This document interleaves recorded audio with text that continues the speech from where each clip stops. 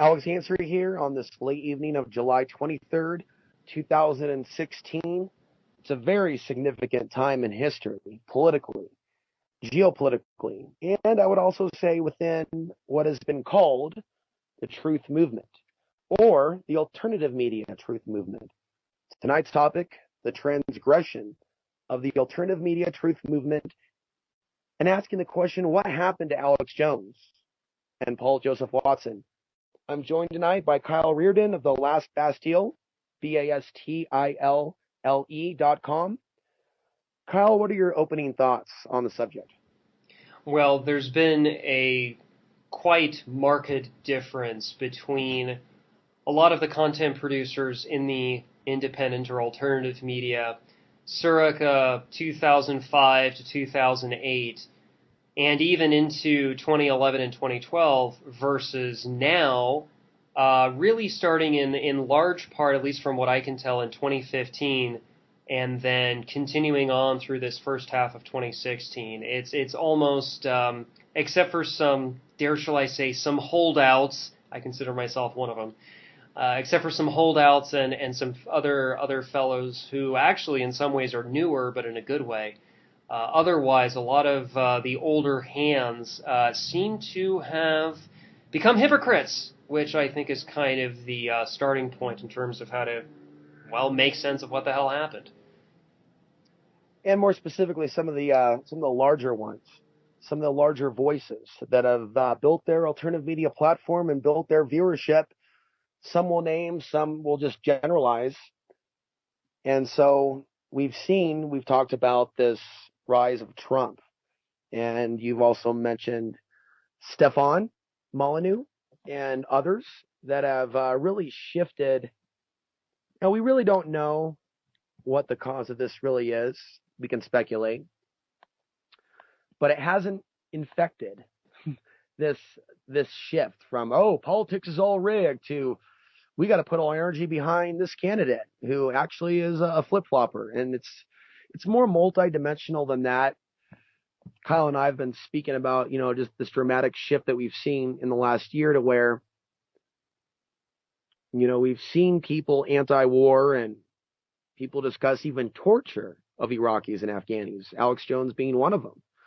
At one point he would talk about stories he read or came across of children being raped in front of their parents.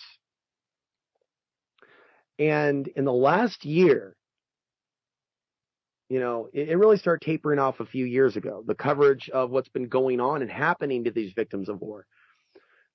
Children, innocent men, women, and children, civilians, people that are not members of ISIS. And now, these large voices in the alternative media are giving their time and attention to Donald Trump, which we've talked about in greater detail in a previous podcast. And Trump does not represent truly a non-intervention policy. In fact, he's screaming, we're going to go after the barbarians. We're going to go after the barbarians. So I just want to touch on that because it's really disturbing. But yes, there's a lot more dots we want to hit on. In addition to that, I just want to shift over here. We've had a lot of time and energy for the people to focus independent grassroots organizations. And I think that we've seen a real drop-off in genuine cooperative activity within the liberty movement. I think we've seen a drop-off in really good documentaries being made. The Alex Jones deception is its own paradigm. And we really can only touch on, I guess, the main bullet points. But for me, this shift from exposing false flag terrorism to ranting and raving and doing caricatures of Islamic rapists is like one of the most overt ways to come out to your audience and say that you're no longer with them. You're no longer with the truth. You're a blatant propagandist. And with that, which will include this point, comes the programming for those listeners, those followers, heavy emphasis on followers, to accept this new narrative and incorporate that into their conspiracy worldview and research to where it's not really on the New World Order and how they're really restructuring the world, creating internal chaos within the nation. Somewhat decent research that, say, Alex Jones presented back in the day. It was like 70% truth, 30% fluff. Different people have their different ratios based on perspective. To it flipping the other way, and there being a little bit of truth and a whole bunch of nonsense that obviously is there to get one group against another. And it's political, it's racial, and other. And so, there was a time where people like myself would also bullhorn or megaphone or demonstrate and discuss issues like domestic martial law drills, 9/11, the banker bailouts. And there were a lot of different races for years that have been listeners to Alex Jones, still is.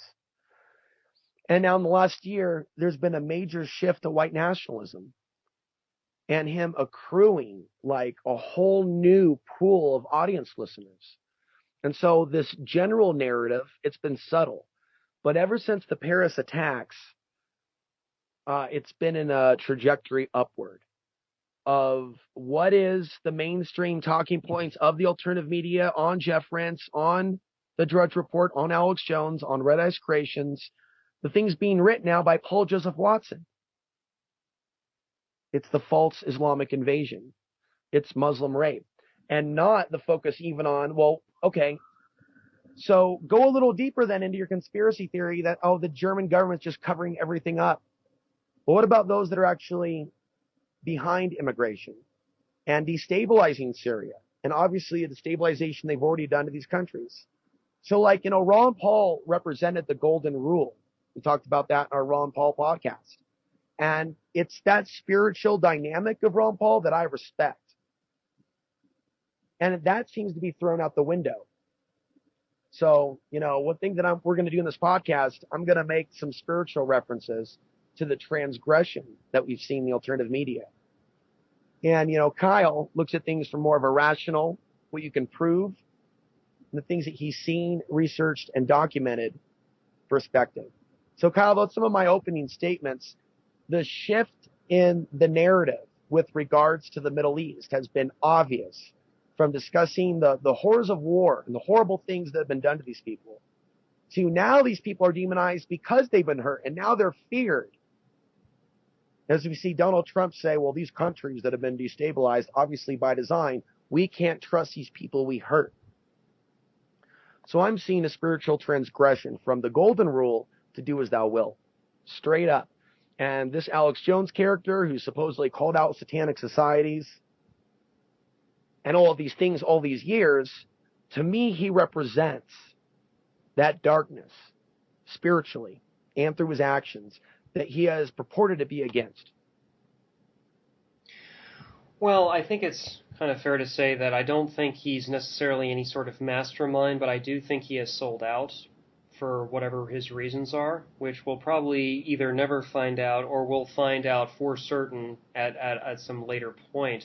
I will say this, though, much like I said in the other podcast, I support hashtag Afghan Lives Matter. If anybody wants to in the audience actually get that started on Twitter, I'll support that.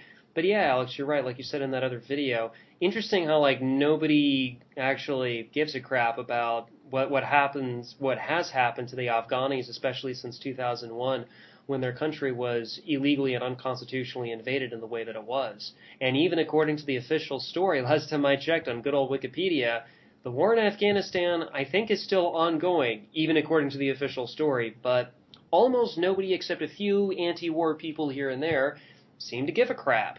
And that's rather interesting, isn't it? So people can try and point to, certain things which may or may not be true, but what I don't like is victim playing by folks who actually aren't victims. I do think there is such a thing as fake grievances, and the problem with fake grievances is that it distracts and deflects attention from those who are actually truly suffering from the horrors of war, from being drone bombed, from economic sanctions, from foreigners who have no business being there, basically completely engaged in what really amounts to, I guess you could say, social engineering, among other things. Not to mention what happened with the Iraqis with the use of depleted uranium and everything that means in terms of genetically wrecking, not just individually murdering, but genetically wrecking the population. So, since we are focusing on the content producers in the alternative media, those who seem to have changed their tune quite a bit and completely betrayed their principles, you mentioned Stefan Molyneux earlier. Well, yeah, unfortunately, this was a guy who was concerned about hypocrisy, and he spoke out against it many, many times. At least he did 3 years ago. And then Donald Trump happened, and apparently all that was oh so conveniently forgotten. And he even portrayed himself as an internet philosopher, as many other people called him. But let's look also at another individual, Chris Cantwell. Now, this guy, he's an anarchist. He wants to abolish the state, and he's even kind of flirted with maybe having some sort of revolutionary effort to do so. So he's kind of stirred up some at least interesting discussions and thoughts.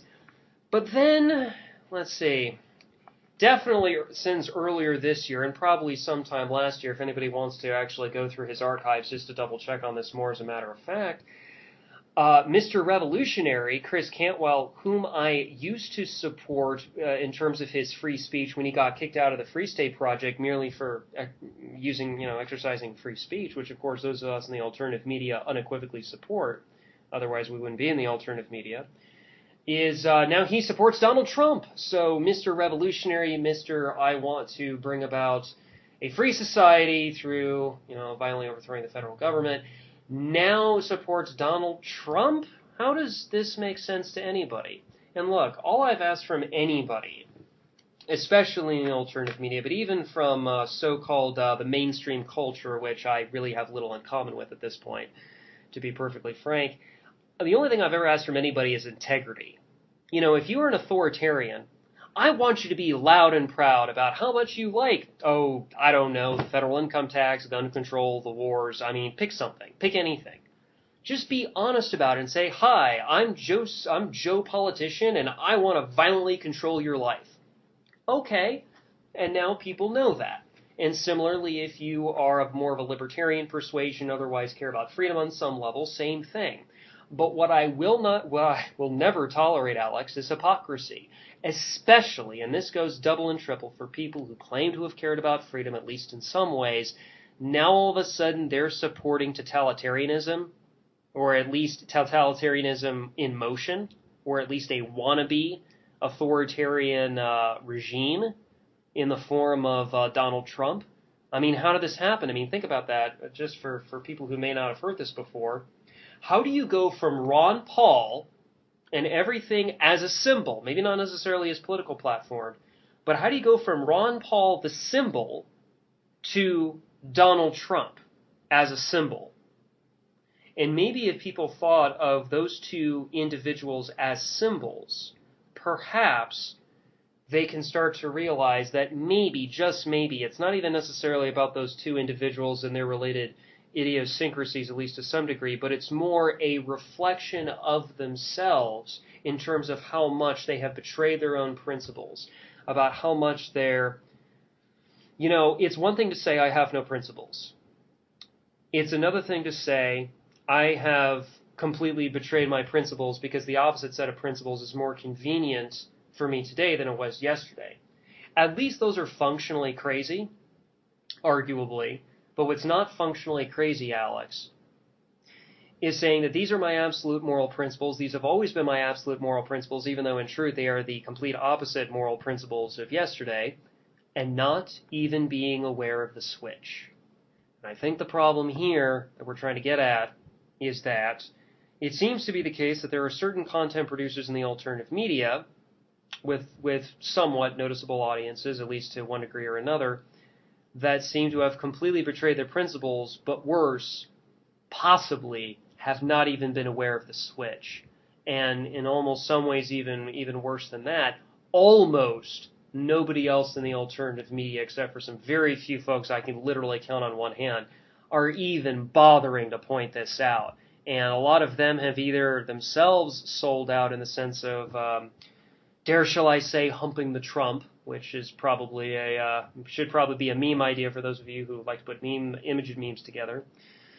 Or otherwise they're too scared to speak out, which is probably more likely because they're afraid of being ostracized. I mean, in private conversations, Alex, some of the patriots told me that I should not have been saying some stuff I've been saying, whether with you or in that other interview I did earlier this year where I mentioned about the neocon infiltration of the patriot movement. And so I think that's disconcerting, because if that's happened to me already, I don't think I'm the only one. It doesn't make any sense. I would be the exception to the rule, in the sense of the attempts at intimidation, the attempts of, hey, you need to toe the party line here, pal. I was actually told that in private conversation, by the way. So I think for people who really are trying to make sense of what the hell has happened, in terms of certain figureheads supporting certain things and then completely flipping, especially when it comes to the war issue, although certainly not limited to that, they need to keep in mind that, well, hypocrisy is alive and well, and apparently the mainstream media ain't the only place you're going to find it. Absolutely. And to go along with that, to shift gears along the exact same line of thought, the next major transgression cognitively that we see within the alternative media and those that consume it, and some of the talking points, I would say that the Russian influence, which is, in my opinion, controlled by the New World Order, the Russian government, I think it's a fallacy that it's a completely different government than the old Soviet Union. Some of the positions may have changed, some of the official ways of doing government, but, we are still dealing with Russia. And so we've seen a major rise in the popularity of this world leader, not Obama, but in actuality, Vladimir Putin. And we can all go back and see in that shift with Alex Jones after 2009, the repeat appearances on RT. And this is also the same time period that we saw Adam Kokesh with his show. And so we saw openly Kremlin funded propaganda. And that was the major first step. Anybody but the American media, anybody but American leaders. Great. This is obvious problem, reaction, solution, working in slow motion at different stages. We can fast forward now to recent events like mention of, Russian airstrikes in Syria, and the world applauds Russia's involvement in the Middle East. And yet we're just meant to believe that all the people killed were actual ISIS fighters. But then people go, well, ISIS is CIA, and they just don't take it that far. Into, well, wait a minute, what the hell is really going on here? And we could speculate, look at Afghanistan. We could see a proxy war that was openly taking place with Zbigniew Brzezinski and others funding the Mujahideen to defend their homeland at the time. So there was a genuine struggle based on liberty and sovereignty. And Zbigniew Brzezinski saying, you are defending your land. God is on your side. Playing into that whole thing. And in the meantime, the Russian government did horrible things to the Afghan people and killed pregnant women. Women were raped. People were imprisoned. I mean, there were some bad things that happened to the Afghan people. But at least the Russians had to actually go in physically on the ground and do things, not just hide up in space and send out their drones. So I said all that to explain Russia has a history in the Middle East. And they've been given a free pass. So we've been seeing a number of people push a narrative that has convinced people that Putin is going to bring balance to the world. Even some New Agers are on board. And people that dabble with some of that stuff of the conscious enlightenment of Putin's messianic role. Now, never mind the human rights violations that are documented in Russia. People are just using anybody but Bush, anybody but Obama, anybody but Hillary, anybody but American leadership. I've always seen the foreign policy actions of the United States as being suicidal and kind of a rotation of power around the world. When it comes to this global government structure, there is a historical track record from the British Empire to America. But to keep this brief and to the point, it's shifting to the Eastern-led New World Order. So we could see Russia today for years pushing this, and then having, Chinese government people on the show with the headline down below, New World Order or World War III. Type that in, you'll find the 2012 RT video. So they've been pushing that narrative for a number of years, we're either going to have this new world order led by the East because of all this crap the West has done, or we're going to have this war. Now, light mention of Donald Trump in his recent speech. We're going to renegotiate with China. I've always seen this guy as, yeah, he may be favored publicly by Putin now, but I see something shifting as these guild actors take us into the staged conflict.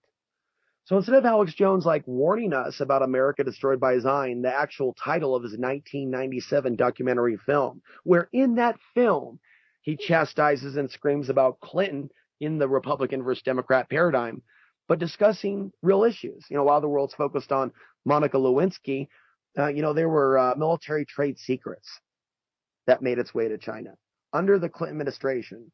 So I and others have been tracking the fact that something's been going on with our own government for multiple presidencies, where the Chinese and Russian governments have received technology from the West, and we can see collaboration in space. Kyle, we could see a real new world order already in existence through technology, through weapons trade.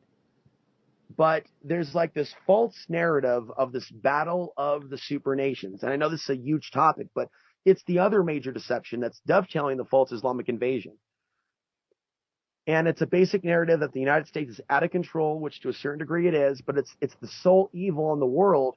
And the world is getting the narrative bit by bit until more and more people believe the narrative by the billions, that the United States needs to be stopped by any means necessary.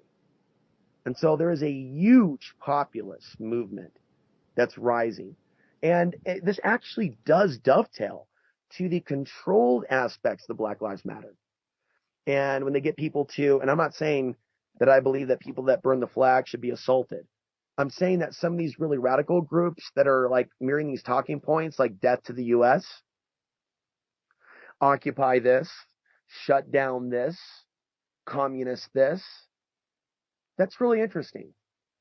And so, people are putting the blame on Soros alone. They're missing the bigger picture. A couple more points and throw it in Kyle's direction. There's been a rise also in Russian-directed American fake conspiracy news websites.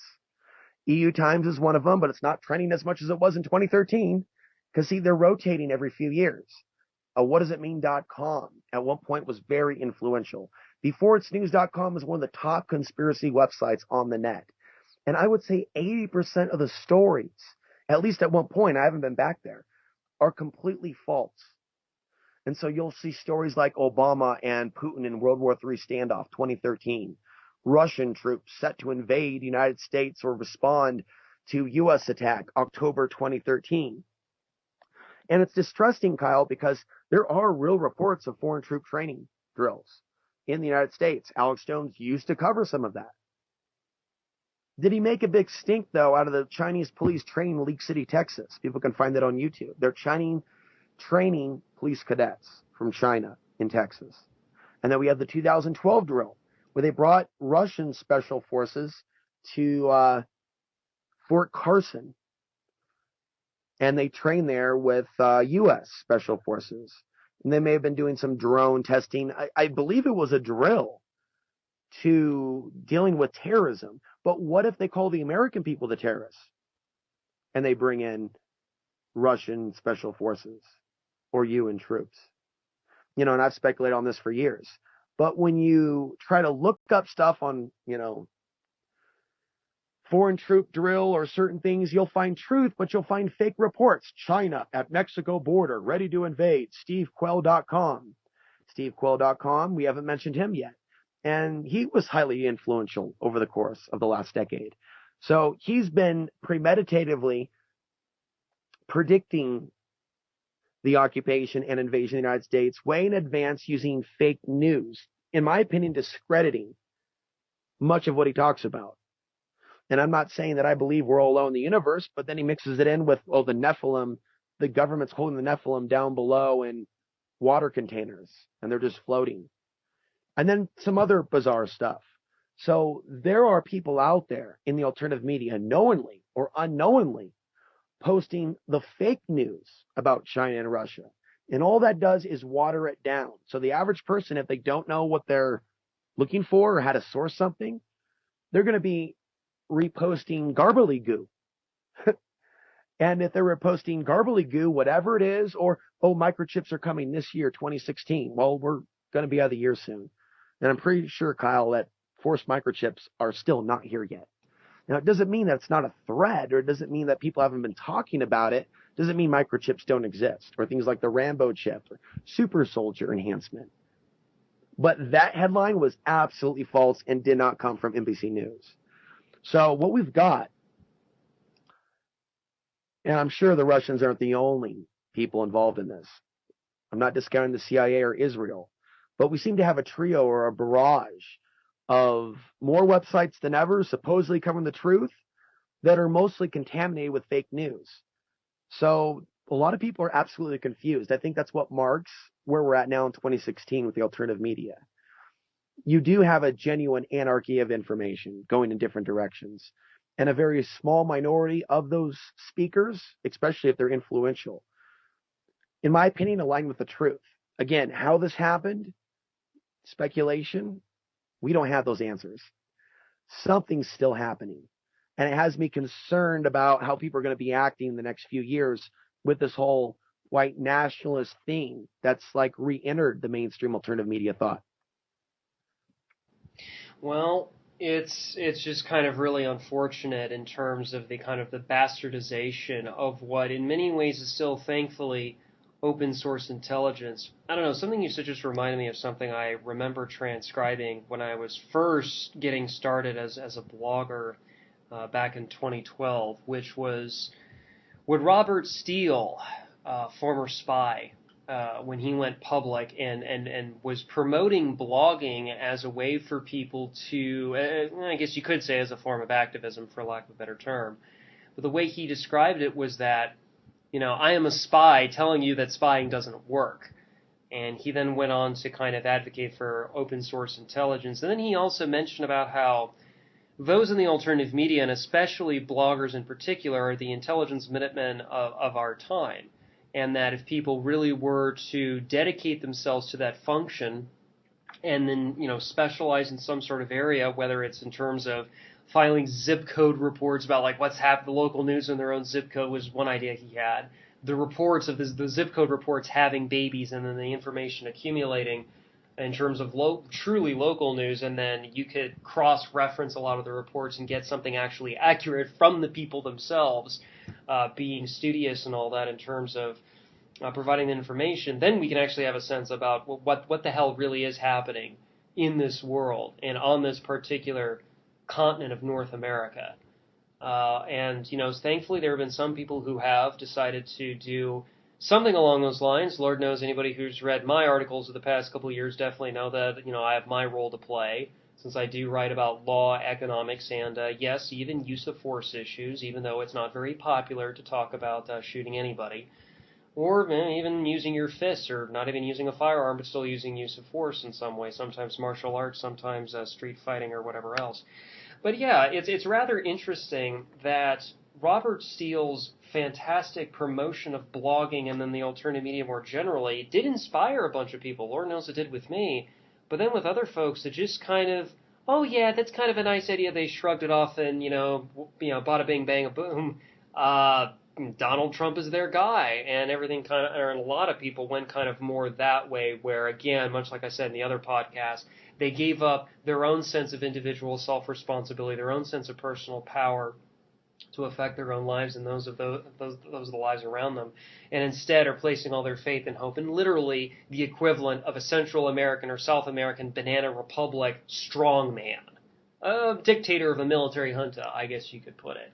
And that's where a lot of them have decided to go. So I guess there are issues of hypocrisy. There are issues of whether certain people were genuine or not. And I guess history will be the final judge as far as I see it. But yeah, I guess the way to end on an action point to try and get around the fake news is the wonderful thing about the alternative media, even today, is the low barrier to entry.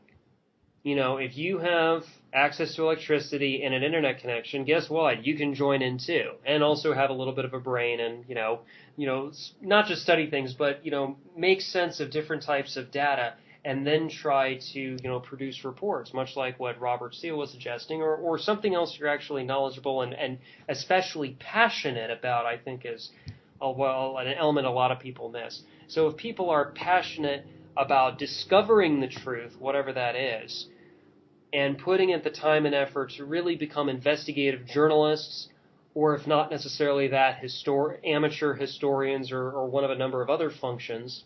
I do legal research as one of several things I do.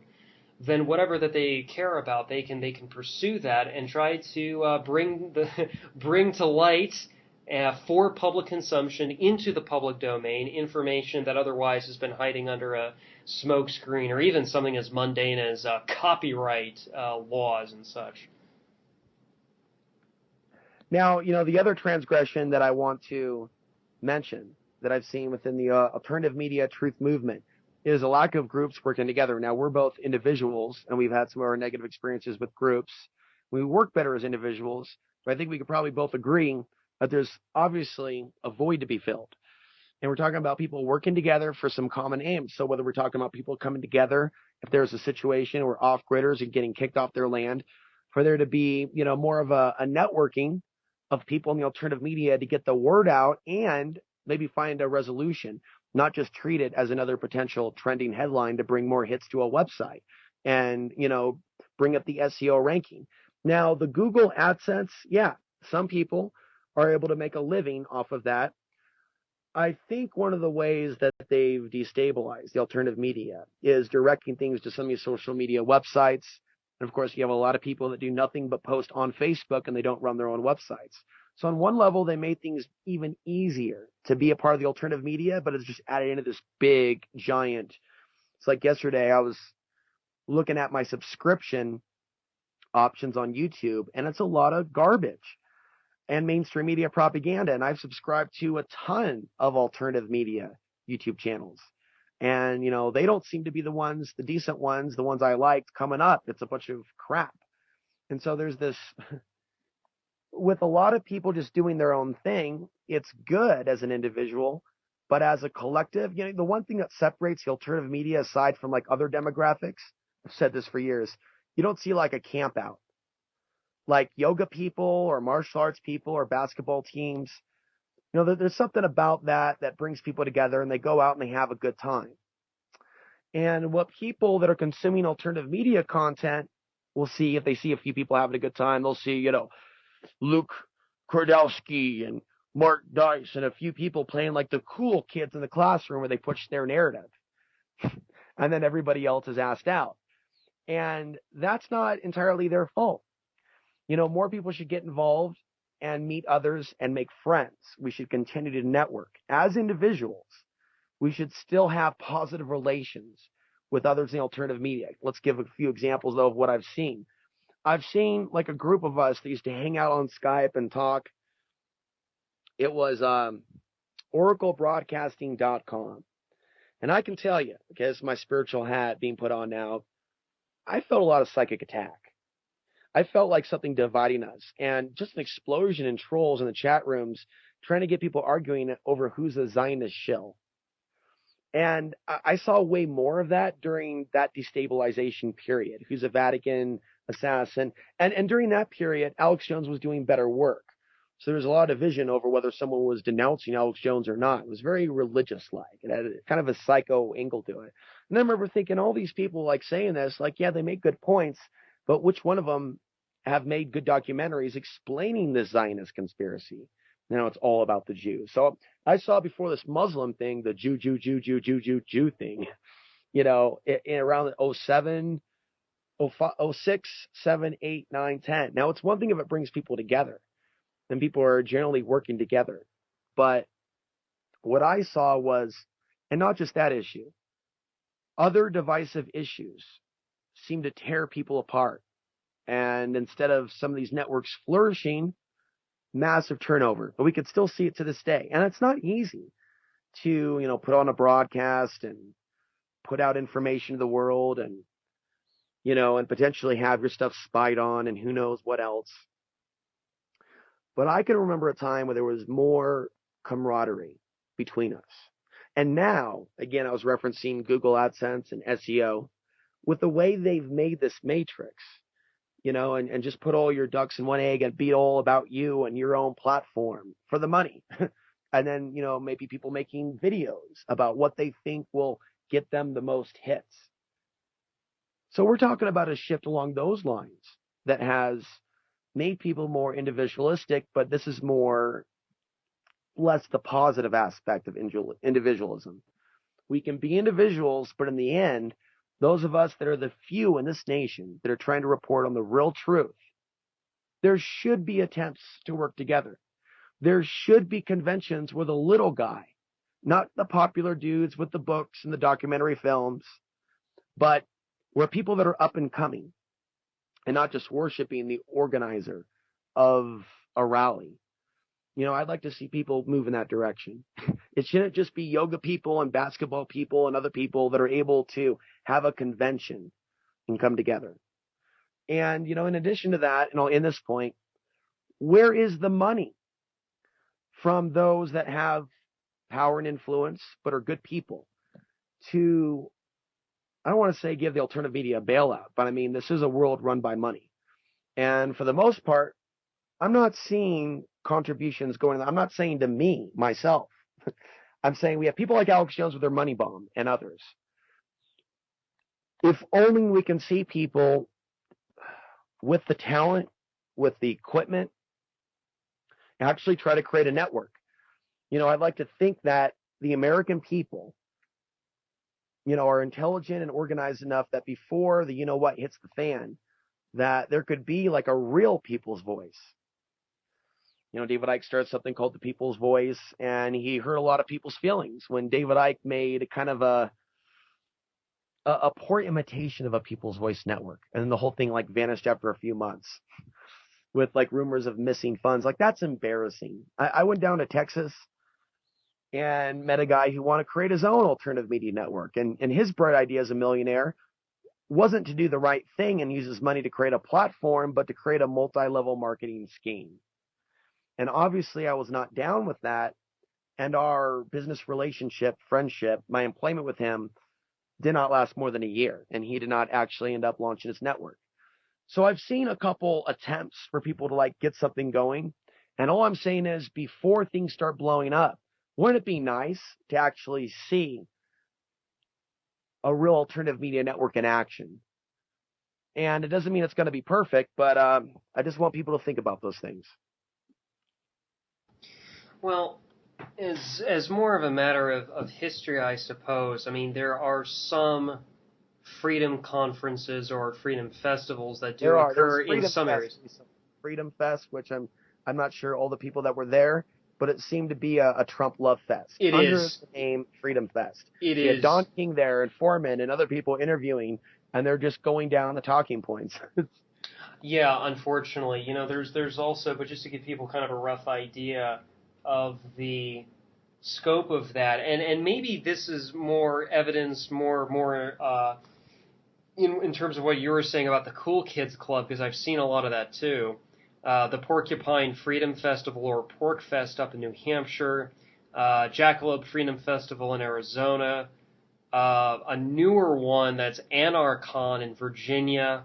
I know Shane went to the MPLC, or Midwest Peace and Liberty Fest in Michigan, and he's also going back this year, actually next month, to MPLC. And then, of course, probably the most annoying of the bunch, at least for me, would be Anarchopulco in Acapulco, Mexico, for, of course, all of the jet-setting American expats who can afford the trip down there. Right. And I was present at the Free Your Mind conference in 2013. Yeah, so, I mean... And that was something I haven't talked about, but there was more of a connection with the audience than many of the attendees. There was a number of them that were like very like locked up, like, I'm not going to talk to you, Alex. No shit. It was just a vibe. Alfred Weber was speaking there. Now, I'm not here to diss Mark Passio per se. I will say that some of the very pieces of advice that he throws at others, he could take himself. And more or less what I think I witnessed was a Mark Passio love fest, worship fest. And it really did kind of take off after his New Age bullshit lecture. Now, I agree with a lot of the points that he made, but like that presentation, that conference, and the other conferences, a lot of it is and revolves around the Mark Passio philosophy that he's putting out. And I want to hold back my criticism. I did get a chance to meet him and interview him and feel out his energy and sit next to him in the car and go out to eat with him. And I was disappointed that I didn't feel that we had a real connection, that the personality of Mark Passio that knows it all never turned off in real life. You know, in that sense of just being pissed off and not being able to smile and just enjoy your friggin' beer. And so, yeah, what can I say to that as a follow-up to close that point? You can get to a point where you're reaching a whole lot of people, and you can say a certain line about people coming together and waking up, and that could be part of your show. But in reality, that person could really be, look, I'm all about my message and only my message and repeating my message ad nauseum. So, you know, there may be conferences that are positive that result in certain people getting their voice out. I think we can do better. I think the idea of the Free Your Mind conference is good, but like things like that should continue. You know, there's another person that is by the name of Carrie Cassidy of Project Camelot, and she was more involved a couple years ago. This isn't a bash fest, but the things that I'm talking about, a lot of the audience members understand because they've been around for years and they've seen some of the content these people have put out. Carrie Cassidy played a role in doing conferences in 2009, 10, and 11 that had a fairly sizable amount of people. The problem is there's a fair amount of the people on the circuit that are pushing some extreme nonsense claiming to be government whistleblowers that seem to be like knee deep in the fake conspiracy news movement. So, you know, we can talk about David Wilcock and, you know, him in tears on the Carrie Cassidy show, saying that people threatened his life because Benjamin Fulford, who's an obvious clown on YouTube, you know, claims to have Chinese assassin friends. And for those of you that have heard about the 10,000 Chinese assassin articles made famous by Rense.com, crying on her show, claiming that someone threatened his life because of documents he had on the $1 trillion banker bailout or $1 trillion lawsuit, for those that have heard about that in the past. I'm rambling on. So I've seen these conferences come and go with a certain amount of the people speaking, making some outrageous claims like, oh, Andrew Basiago, a trip to Mars, you know, Project Pegasus, and then Alfred Weber and other people co-signing an incredibly bogus story that also includes bogus remote viewing information. Because I believe remote viewing is real, by the way, and non-local awareness. But they're taking the idea that could be real, bringing in Basiago, and oh, guess what? The guy remote viewed himself as president in this year of 2016. So, you know, I've seen people that have played prominent roles at these conferences that are pushing some of the most outrageous fringe alien content. It's been frustrating. It's been frustrating as someone myself that's actually tried to develop some friendships with some of these people and seeing how their associations have been less than, you know, even poor David Icke, someone that I've supported for years, as controversial as he is. Again, he created the People's Network. It was supposed to be for the people. He raised millions of dollars for it. And then a month later, he claimed that his webmaster is in control of the organization and he doesn't know where the money went. And there's a lot of people that wanted to see the people's voice rise to the challenge. So I'm all over the map here, but I mean, I think that we've seen an explosion in alternative media content, but how much of it is actually true and factual? When we live in a world where there is a genuine anarchy of information, we know that entertainment sells, not just sex sells, fear sells, entertainment sells. So, you have people that are talking out of a script straight out of Total Recall with Arnold Schwarzenegger and something like that. Um, Unfortunately, the transgression of the consumers of the alternative media has been giving their time and attention to outrageous, bogus stories, and also these outrageous hopes of the bankers being arrested. So, I mean, I think we covered a lot of some of the main ones. Kyle, I'll take a pause with that. But I just wish people could see through this and see the patterns, how some of these false hopes and doomsday prophecies repeatedly being told by some of these same people are not coming to fruition. It doesn't mean there isn't a grander conspiracy. It doesn't mean there aren't certain threats down the line. It means that we have a crisis in consciousness within the mainstream alternative truth movement.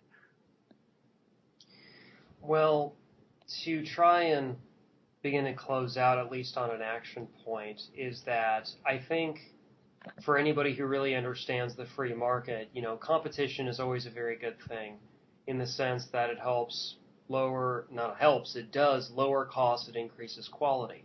So if more people want to see a better alternative media to get back at least to the quality that it was collectively a couple of years ago, and I would like to see even better than that, where there is better source citation, where there is better content, cross-referencing of reports and all of that. Me personally, with my blog, I've had some people actually criticize me, at least tongue-in-cheek, for providing too many source citations, for having too long of a bibliography. So perhaps there is some degree of moderation. I'll take that on the chin, to be sure. But I think more people should consider becoming bloggers and podcasters and videographers, whether on YouTube or Vimeo or pick a website.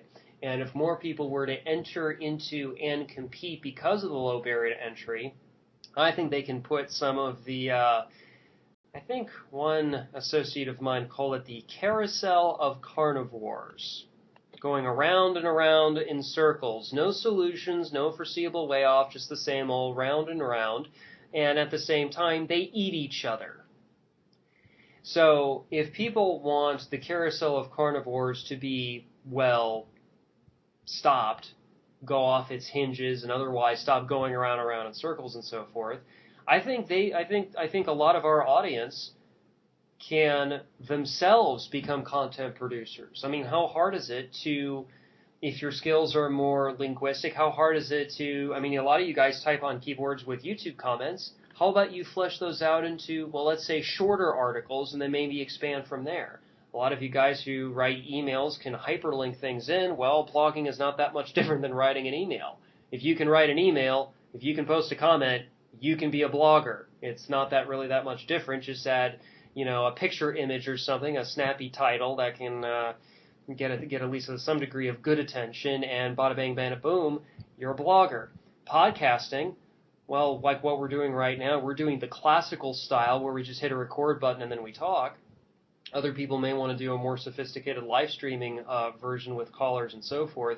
But even if you just did the classical style of podcasting, like how difficult is that? I mean, a lot of you guys can do podcasting on your own just to start off with something like a free and open source software like Audacity, where you just kind of hit the record button, do some minor editing in terms of, technical whatever the hell. And then, again, if you can upload an MP3 file or something, then you too can be a podcaster with your own feed. And similarly with something like vlogging or being a videographer, if you've got like those little handy cameras and you can point and shoot quite literally, then maybe you can catch some footage that can be of use to folks or whatever.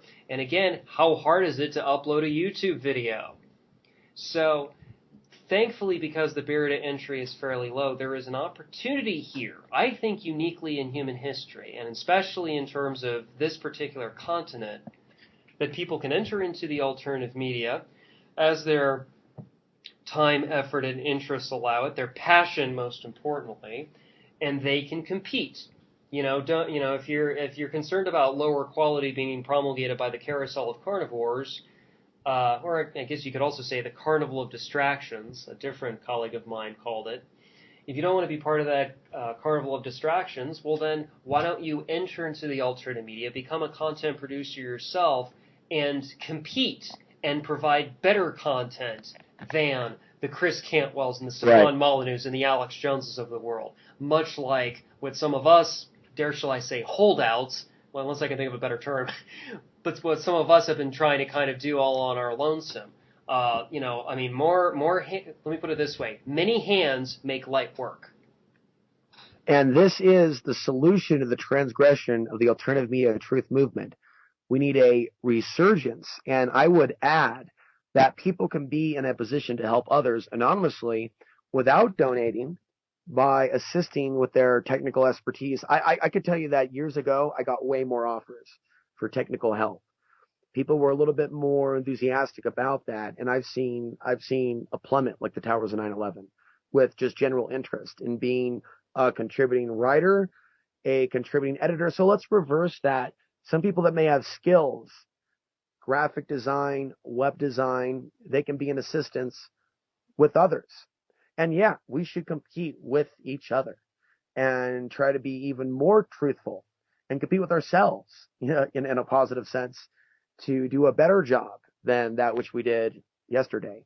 So yeah, these are some really good points, Kyle, with regards to the solution. And again, people don't have to fall under a flag of any label. We can kind of consider that part of the old paradigm that we're trying to break away from. Any closing thoughts? I would just say this. People can express grievances until the cows come home, till they're blue in the face, or whatever favorite adage you'd like to insert here is. But the fact of the matter is that things are not going to change for the better until people take direct action. They take their freedom seriously by actually changing their own actions and doing something productive. So whether they decide to do that by becoming part of the alternative media as content producers in some way, shape, or form, or as you were kind of suggesting, even if they help in a more, shall I say, more behind-the-scenes way, because Lord knows many of us have support personnel of one kind or another. In many ways, a lot of times it'll be more technical issues, other times it'll be other things. And that those support personnel really are angels, I think. Those angels really can a lot of times make or break the difference in terms of, can someone come on as a guest onto like a podcast or live streaming radio program?